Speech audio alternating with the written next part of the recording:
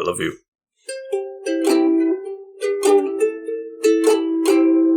Gentlefolk, ladies and men, thank you so much for coming back to the couch and listening to us. It means so much. We always love to have you back with us here today. And we've got a special genre Smackdown for you today. A female royalty biopic. Yeah. Period piece. Smackdown. Very niche genre. No, but thank you so much for it. It's going to be a fun one, I imagine. I am the Green Traveler from Gorsh. And I am the Faceless Leon. And this is a podcast about movies and TV. We like to call it Green and Faceless on the Cooch. No, I'm going to scratch that. Ooh. Yeah. I'm going to scratch that out. This is Green and Faceless on the Couch. Welcome. Yay, so happy. So happy. Yeah, and here's a thing. We've mentioned many times on this podcast that we both enjoy period pieces. You enjoy them far more than I do. They have to be very particular for me to enjoy. I really like period pieces, but they're nothing to me. You know, I watch them and I'm like, that was so much fun. I learned a lot. I'm going to go read a biography on this and feel like I actually know what happened. Fair. Yeah, most time they're just kind of like boring little, like, this is history. They're not boring. Typically, but in memory and in retroscope, like when I look back on it years later, it's like, yeah, that was fine. I don't remember much about it. They have to do something really wowing. Like they have to be like The Aviator. Is fair. The Aviator is a fine film. That's a good film. It's got to be epic. It's got to be very cinematic, very like crazy. And I feel like one of these movies tried to do that and it was very interesting. And then the other one is a typical biopic fare, which is like very, it's good. It was knowledgeable, if historically inaccurate, but I still enjoyed it. Yeah. I don't know which one you're talking about because I felt like they both had brought things that were interesting to try to make the story feel, I don't know, exciting. And I will say that I think both these stories are exciting. And I will say that my love of period pieces is a little bit, it's a little bit of a mixture of my love of fantasy. And, the farther back in history you go, the more it starts to feel like that other world that you can read into. Fantastical. Yeah. Sure. Yeah, I like, I come into period pieces almost solely for the actors involved and the costume and makeup design. That shit's love great. Period piece costuming. Yeah. It's fucking wonderful. And that might be what it more is for my wife, and that's what I was kind of getting at, is that this is the kind of stuff that we get really into together. And that's nice. That is nice. Yeah, I don't know. When it comes to history, I feel like I just enjoy it more in a biography because then I know that the individual who did it researched it heavily. Whereas certainly in a film, there is somebody who researched it heavily. Sure. But you can't imagine then the that artist got a hand of it and they're like, I want to do this. Yeah.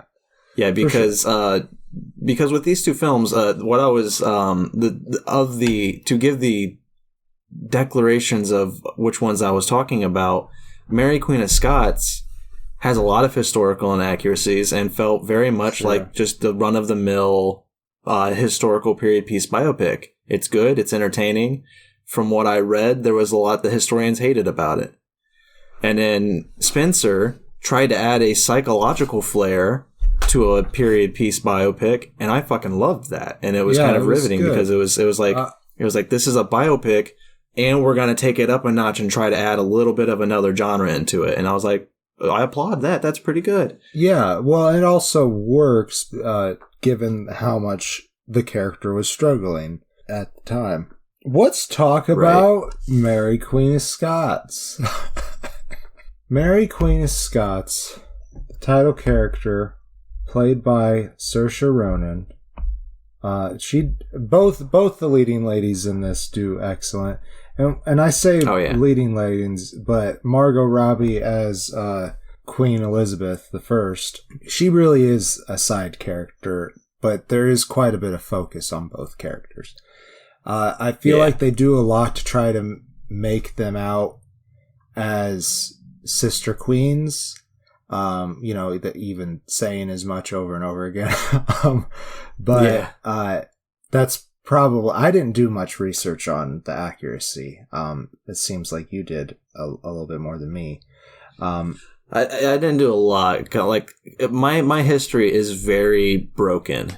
Like, sure. I mean, you've talked to me a lot on history. My facts are like very jumbled, far between. It's basically like word of mouth. Is my relation to history. Unless I've read a biography on it, right? I only know what I was taught by my teachers growing up, which was shit, because they also did not know a lot of what they were talking about. And then movies, which have free reign on historical accuracy, and Mary Queen of Scots. I don't know. The only research I did was on on Wikipedia, where it says historians I'll read it verbatim. Historians have heavily criticized the inaccuracies of the story. Mary and Elizabeth's letters to each other are believed to have been their only sources of communication. They are not known to have ever met. There have been suggestions that Mary would not have had a Scottish accent. She went to France at the age of 5, where she grew up in the French court. Right. And then another expert says that an expert on Queen Elizabeth says it shows a friendship at first, but there was not a friendship. Elizabeth tried to be kind to her at first, but Mary never saw Elizabeth as an equal. She saw her as a rival from the very start. So that's how I've seen it done in other movies as well. Yeah. But I think that might not be that's probably not what they were going for in this film. But yeah, I think it's fair to have these inaccuracies. Yeah, I think it's fine too, but the problem is when you say this is a true story, or even if you say this is based on a true story, people are going to take it as fact, and that is a little problematic. But it is art. It is art. So I'm the gullible fuck that would have walked away from this movie like, yeah, Mary and Elizabeth were friends, and it like met a real historian and was like, shut up, kid, and just smacks me. You ain't read the letters, fuck. I think this movie is really supposed to be a piece about how threatening women in power were to men, especially in this time period. And we still have problems with this today, and it's ridiculous that it's still problematic. I want to say it was hilarious to me too, because we were trying to fill a slot. This was a blank slot in our schedule for April, and we're like, what do we do? Do we want to do an Oscar film? A lot of the Oscars that we haven't seen yet aren't accessible, streamable for what we have in regards to what we stream. And so the only option that was really open that we were both really excited about was Spencer, with Kristen Stewart as Princess Diana. And you were like, well, how about Mary Queen of Scots to pair with it? And I was like, I have nothing. I didn't know anything about it. So I quickly did a Google search when you said that. I saw David Tennant's name was involved, and I said, hell yes, I'm on board. And it's hilarious to me because David Tennant is the number one man in this movie who is severely threatened by Mary's power. Yes. Yeah. And by what she's doing to Scotland with her power in his eyes, what she's doing to Scotland. Yes. Who does he play? What's his name? Let's see. John Knox. The founder of the Church of Scotland. Yes. Which is that's another big part of this is since Elizabeth's father, the Henry VIII, created the Church of England, the Isles have pretty much been going back and forth with what they want to do with their worship. Elizabeth's sister Mary, who was queen before her, turned it back Catholic again. And then when Elizabeth was in power, she's like, no, we'll be Protestant. And some people in Scotland took that lead and were like, yeah, we don't want to be ruled over by Rome, because Rome was super powerful at the time. And they're like, we're not even their subjects. We're Scottish subjects. And really far away, too. Like, for back then, it was a world away, really. Yeah. So she comes back in, being raised in France, Mary, and she is Catholic. So, and what's her relation to Elizabeth? They're cousins. I can't quite remember how far removed. The name Stewart, the Stewart line was at one time they sat on the throne of England, and then the Tudors took over. I don't know that part of the story very well, but they're cousins anyhow. So her claim on the English throne is honestly, to some people, a little bit stronger than Elizabeth's own. But because she was busy being, I think, the Queen of France, if I'm not mistaken. She married the king, I think. I don't remember how her husband died. I think he was murdered. Ooh, but I'm not sure. That did happen a lot. That did happen a lot, yeah. So she came back to be queen in Scotland, and she was very eager to offer herself as heir to the English throne, since she already had a claim, and she figured that would also, in this movie, the way it's portrayed in this movie, she figured that would squash any beef that might be with her and Elizabeth, because Elizabeth doesn't have any heirs, but also she didn't want Elizabeth to feel like she was too big of a threat. And that was, at the very least, what her court wanted her to do, too, in this film. Yeah, they kept trying to send suitors Mary's way to to be her husband. Yes. Like one of the suitors was Queen Elizabeth's paramour, right? Dudley, Robert Dudley, played by Joe Alwyn. I believe that's how you pronounce his name. Yeah. And yeah, he's not. I'm not going to say that this Robert Dudley is very much of a character. If you want to see that relationship played out, go watch Queen Elizabeth Part 1 and 2 with Glenn Close, I believe, is who plays Queen Elizabeth in that. Oh, nice. Pretty good movies. I don't think I've seen them. That's nice. I think Christopher Eccleston's in the first one. Oh, nice. It got me hooked. Yeah. Secret review of those movies. Where was I?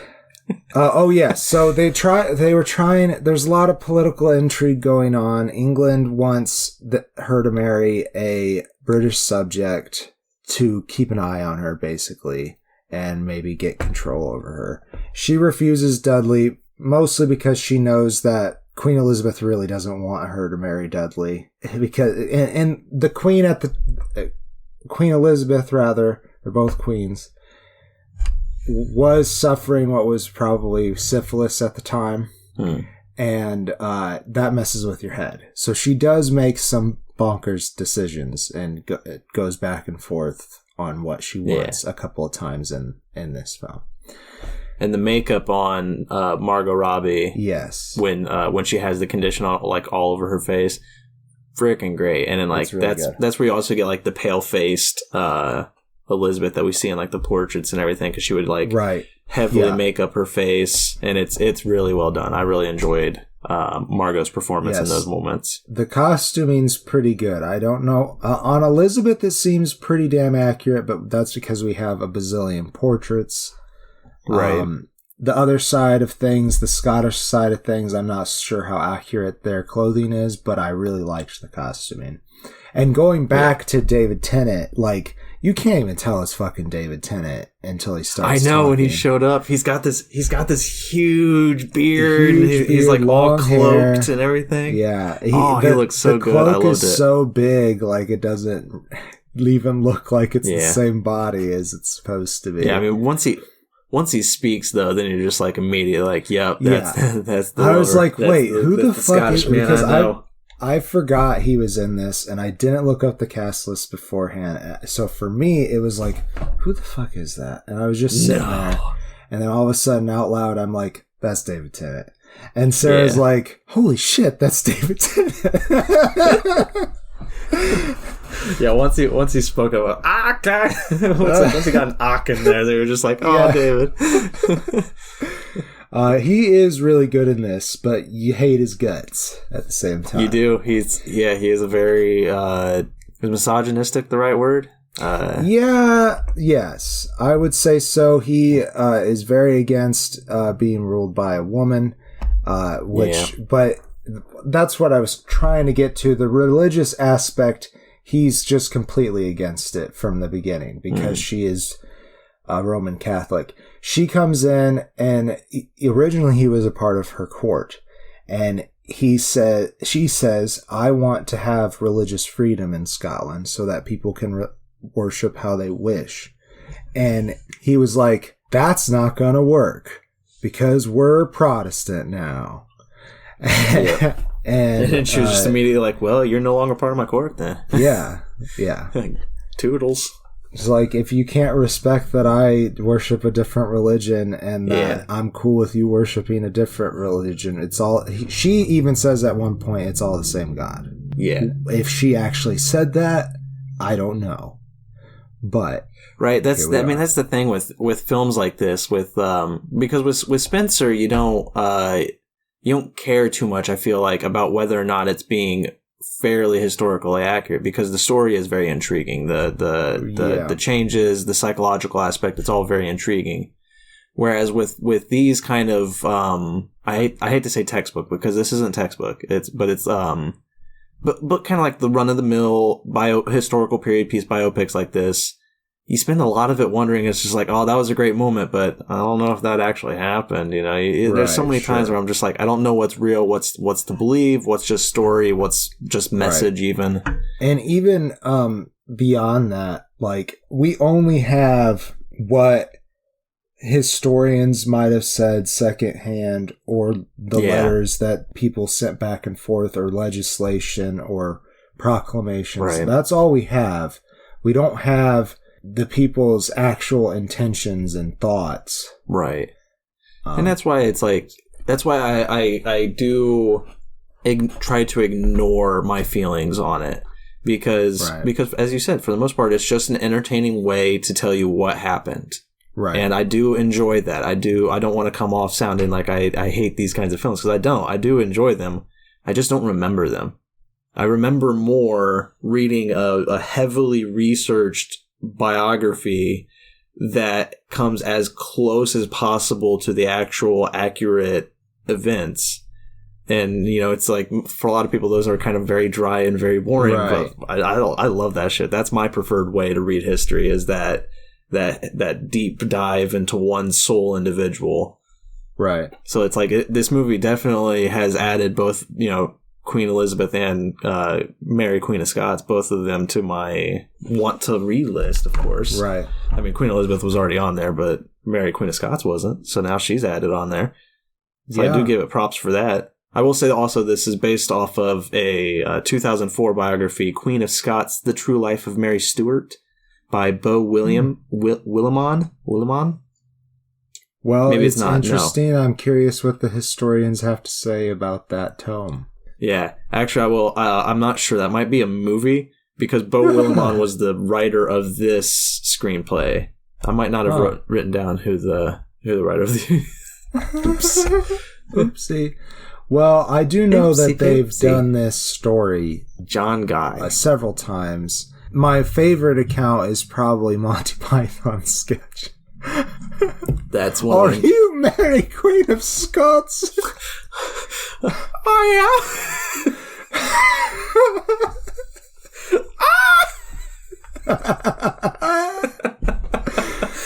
Shit. Okay, if you have access to YouTube, which you do, go check it out. Yeah, definitely. And honestly, to dive into closing statements, if you're ready for that, on Mary, Queen of Scots, I enjoy it. You know, as much as it sounds like I did not, that's only because I'm doing what I do, which is I'm trying to just talk as honestly about this film as possible. Sure, and this is how I'm going to remember it. I'm going to remember it as a pretty bland biopic that was entertaining, but had inaccuracies from what I remembered. That said, The director, Josie Rourke, did a great job. This was her debut. She did a great job at bringing really good performances from Ronan and Robbie. I think both of the leading ladies have some great scenes. Saoirse Ronan is, her acting is phenomenal. Because this movie goes a lot into how she's trying to have an heir, to produce an heir, an actual heir who will be king or queen. We didn't talk about that guy at all. James, right? Yeah, it's James, because she named the child becomes King James after Queen Elizabeth's death. But James, Earl of Moray, played by James McArdle. They're all James.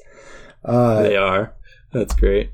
But yeah, like her kid, King James, after Queen Elizabeth, like you said, he's the first monarch of both Scotland and England, to unite the kingdoms. That was his big claim. But watching Saoirse Ronan's performance as this woman who is trying to be queen, trying to rule this kingdom, and also to get more, to have an heir, to protect her kid, to protect her power.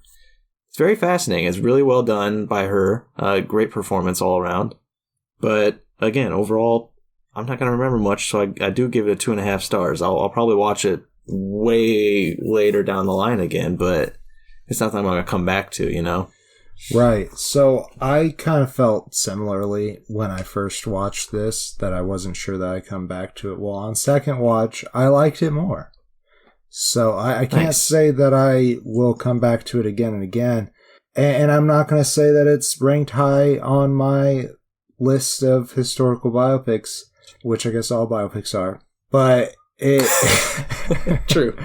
I did enjoy it, and it's the performances of the two leading women that you come and watch it for, because they are in it.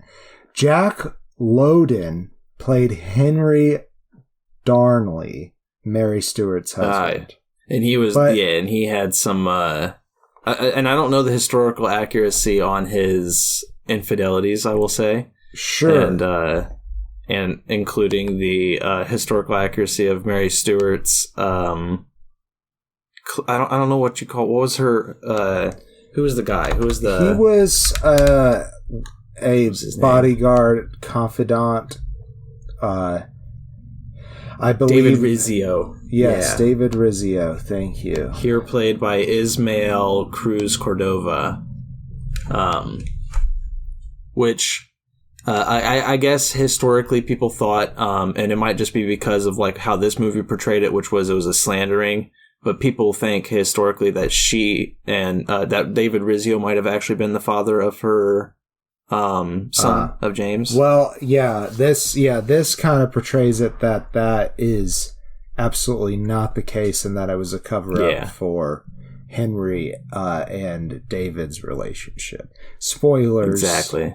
Spoilers, but I like this film's interpretation of it. So it definitely makes me want to read more about it and see how it compares to history, but I do enjoy that edition. I thought that was sad. It was it was hard to watch, but it was good for what the film was doing. Gotta say, I haven't seen Jack Lowden in much anything else that I can think of, but I really wanted to know if he was Simon Pegg's kid, like his sexy son. I do see it. Yeah. that's all I wanted to know. He's in Dunkirk. Huh. Oh, he was in Dunkirk. Okay. Well, anyways, he was enjoyable as well. Those are the only three performances, and David Tennant's rather, that really stuck out to me, I think. For the men. This stuff, the storyline with Mary's brother is interesting. And I'm just prattling on. I think there's a lot of interesting things. I give it a face. I'm not going to say it's the greatest movie in the world. But yeah, let's move on to Spencer. First, let's take a break. Let's take a soda pop break.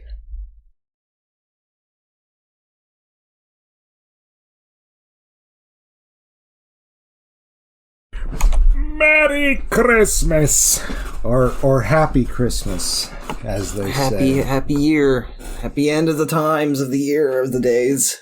Yeah. So that is Spencer. That's what Spencer's all about. Yeah. It is all about Christmas. It is an interesting fan fiction about Diana going through the steps of A Christmas Carol. It's very Dickensian.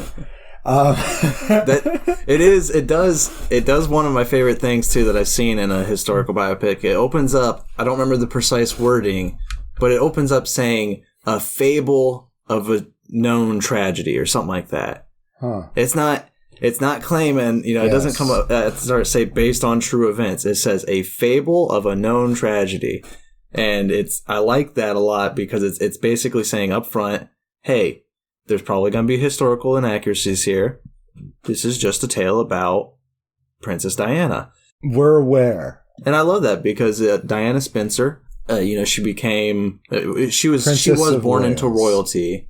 Yeah, she was already born into royalty. Yeah, the Spencer family, I don't remember what degree or, what kind of belt they had in the aristocratic karate class.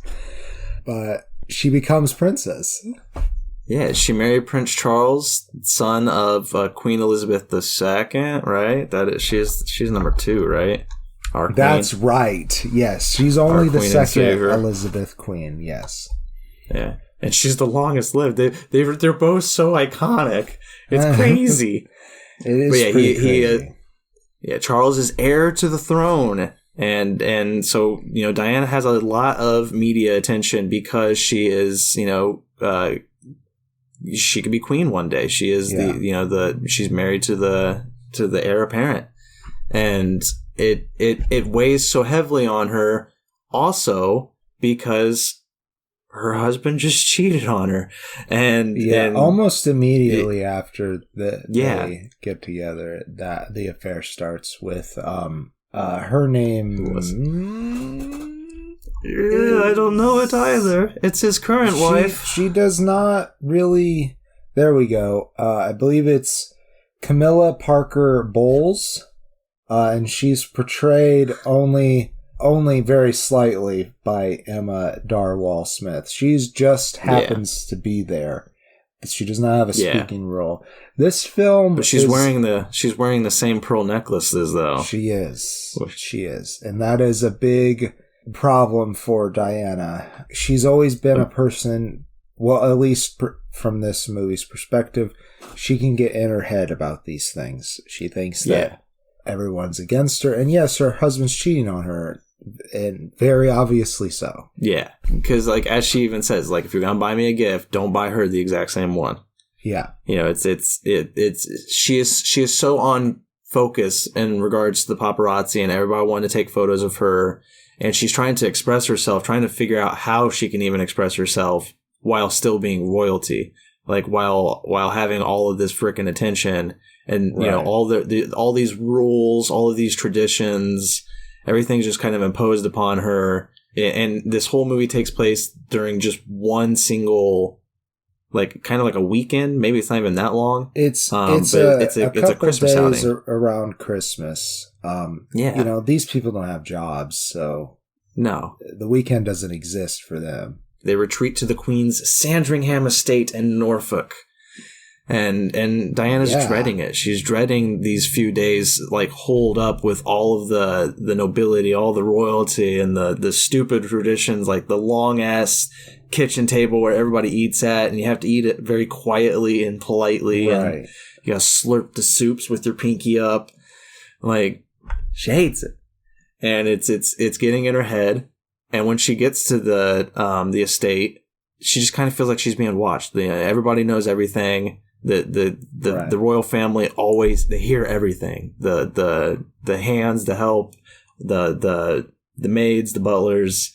Timothy Spall, who is he might be a retired military person, but he's Major Alistair Gregory. And I did not recognize him at all, by the way. When he first showed up, I was just oh my God, because I saw the name Timothy Spall, so I was looking for him, and then when he was there, I was like, Wormtail, and he's lost like a lot of weight. He looks great. Like he does, and his role here too is very reserved, very kind of stoic and intimidating at times. It's great. Also, we haven't said at all, and it's a damn shame, but Kristen Stewart plays Diana. Yeah, I think we did say it when we were talking Mary Queen of Scots, but yeah, she's fantastic. Yeah.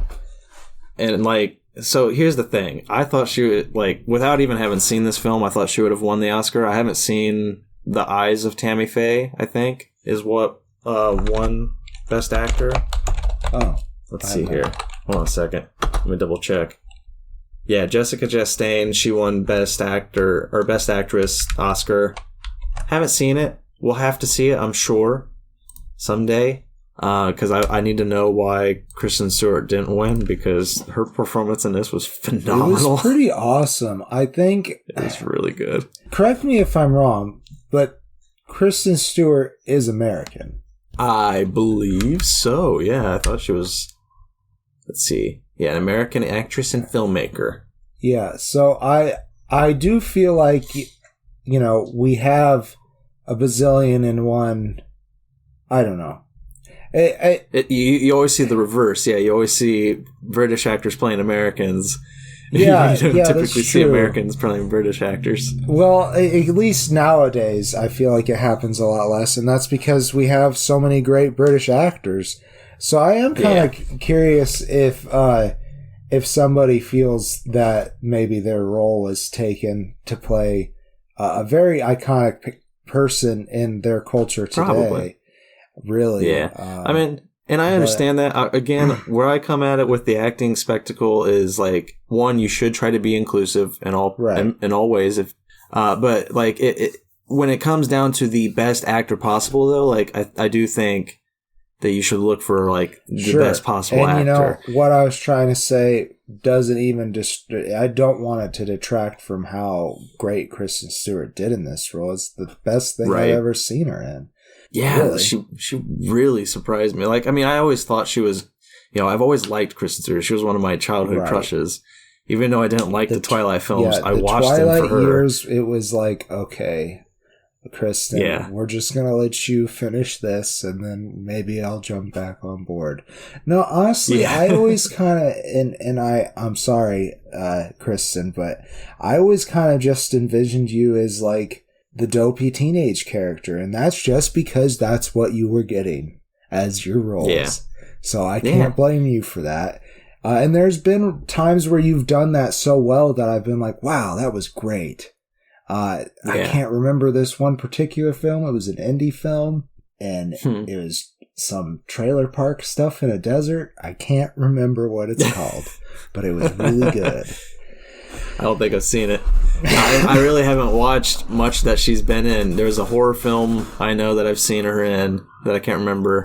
It involved like a barn. That was it. That's all I got. It was decent. But like I haven't watched her in much, and it's the same with Robert Pattinson. I'm so happy that they've both kind of broken free finally of their Twilight chains. Definitely. I mean, Robert broke free with The Lighthouse, in my opinion. That was where I was just like, yes! Even maybe before that, there was a couple of things Tenet? that he was in. What was... Oh, yeah. He did a very good side role in the Henry V movie, Secret Review of Henry V. But topical. I like it. Yes, topical.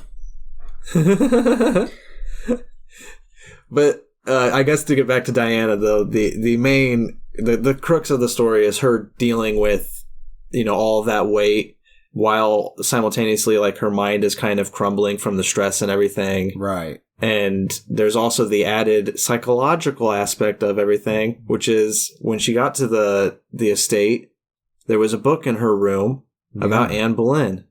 And there's a lot of parallels that I didn't ever think about, that I enjoyed this film taking these parallels between her life and Anne Boleyn's life, and the possible outcomes that her life could go given that history. Yeah. And then she also might happen to see the ghost of Anne Boleyn every now and then. I thought that was really kind of crazy. That was and fun. Really kind of fun. And then there was that one time, spoilers, where Kristen Stewart was Anne Boleyn, and I couldn't. And then I was like, oh shit, was she was she her the whole time? And, right. And then they just did that one shot to make you see it. But I don't think it was. It wasn't. But it was still. In fact, it was still Elizabeth a great moment. Barrington plays Prince Anne. Wait a minute. That might be the other Prince Anne. Prince Andy. Princess Anne. Princess Anne. Sorry. It says here Amy Manson was Anne Boleyn. What's that? Amy Manson. Okay, I believe you. Yes. Okay, I found it. Princess Anne being, because Anne Boleyn was queen. Princess Anne is Queen Elizabeth's daughter. So I do want to mention that this movie really kind of focuses just on Diana, and we get a lot from William and Harry too. And it's the way that she plays with her kids is really cute. William is played by Jack Nealon, and Harry's played by Freddie Spry. Yeah, and I love that aspect too. I loved her dealing with her depression, with her stress, with all of this mental stress going on in her life, and also still being a great parent, and how they, as kids, also helped her at moments. I thought that was wonderful. It was very adorable. Right. There's this one game that they play where they're in the army, but they're only allowed to speak the truth. Yeah. And that one was really cute. William definitely pried into what was really going on with his mom, and it was really nice. And that was another focus too that I really liked, was the struggle. William's the oldest, right? Yes. Yeah, it was his struggle to do the more masculine traditions that were going to be forced upon him soon, like the shooting the gun. His father was going to take him on a hunt, and like he was, I don't know, he wasn't like nervous about it, but it wasn't something that he was looking forward to at all. He wasn't ready for it. And Diana definitely didn't want him to do it because of that. And I enjoyed that focus too, because I loved how it affected her. How, I loved how her kids growing up into this tradition, into this hell of royalty. Yeah. God, it's got to be hell to be royalty. Like, there's so much. Especially if you're not born into it. So yes, she's nobility, but like for the most part, she got to live a normal life. Yeah. She was obviously probably more well off than the average person, but she got to do what she wanted without being constantly hounded by paparazzi. But when you're at the top of this system in this age, that's what's going to happen, because all you are is a figurehead at this point. Yeah. So the people just want to see them, and she could, and that wasn't something that she was, I guess, built for or even wanted to do. This movie doesn't portray the moment where she and Charles decide to marry, which they do in The Crown, a secret review of The Crown. That's a very good show. So if you're interested in if you've seen Stewart and you want to see Spencer, rather, if you've seen Spencer and you want to know more about this story, the last season of The Crown really gets into that. But it's a long spanning show. Very interesting how they cast and recast as the characters get older. Right. Stop talking about that. That is one that I think. No, that's a show though that I think I would definitely enjoy to watch. But it's gonna be one of those that I have to wait until it's over with so I could just binge the fuck out of it. Sure. That's fair. I will say the part with Matt Smith is over. I know. That's why I'm just like, I want to watch it solely for that tiny little spot. So I'm not sure what else to say about this movie or what I was going to get at. Oh, I did want to mention that Jack Farthing played Charles. Once again, it's a very small role. All of the roles except for Diana, Major Gregory, William, and Harry are all pretty small. Oh, also Sally Hawkins plays Maggie. And Yeah, and can I say, this might be terrible of me, and I'm very sorry. Who is the character? I texted you while watching it, because Sally Hawkins could play this character. And if they ever did a live action of The Incredibles, what's her name? Edna, yes. If they ever did a live action film of The Incredibles, Sally Hawkins should be a shoo-in for Edna. If they give her the same haircut. Yeah, if they give her the same haircut, yes. That is very essential, because she has the Edna haircut in this movie, and like right when I saw her, I was just like, oh my god, that's the girl from Incredibles.